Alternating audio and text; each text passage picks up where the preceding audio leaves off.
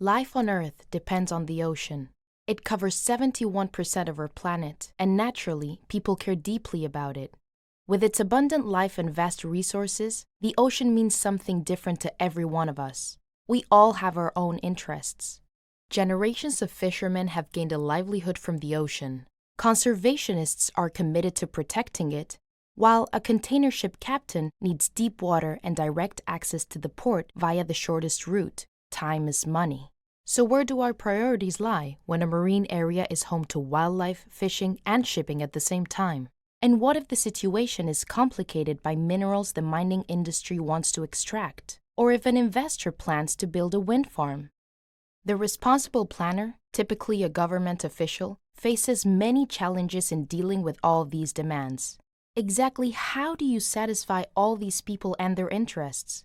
How do you balance using and protecting the same ocean space?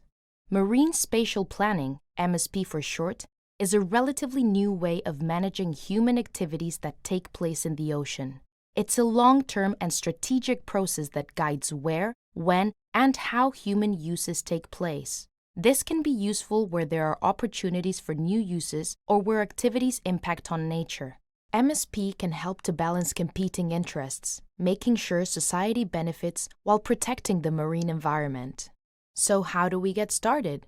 Firstly, MSP is best carried out by a mandated planning group with a strong shared vision and clear goals regarding what needs to be achieved.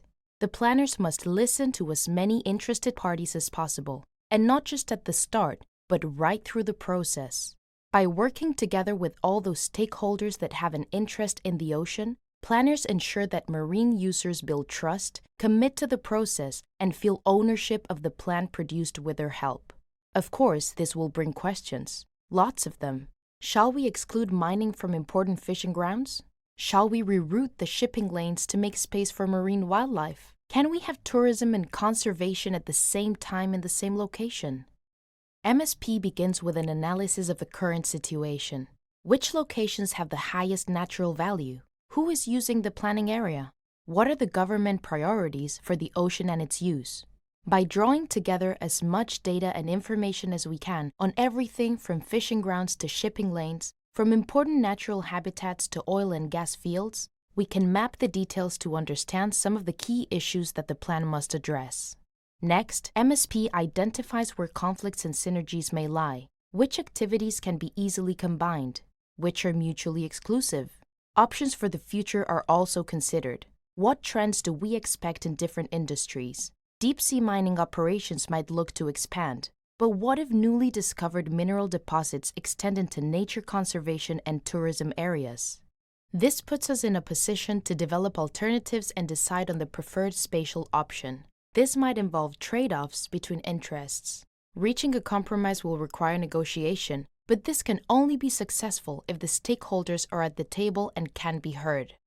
Once spatial solutions that best accommodate everyone's needs and meet the plan's objectives have been agreed, it's time to set out actions that will ensure the plan's success.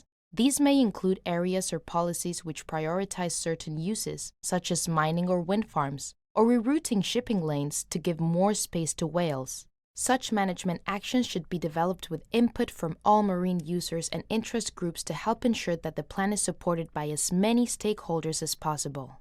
Once the plan is agreed and adopted, it must be implemented. From this day on, it will guide all marine users where, when, and how their activities occur in ocean space. Finally, MSP is an ongoing process. It involves regular monitoring, evaluation, and revision. Is it achieving what it's supposed to? What do we need to do better next time? What further information do we need?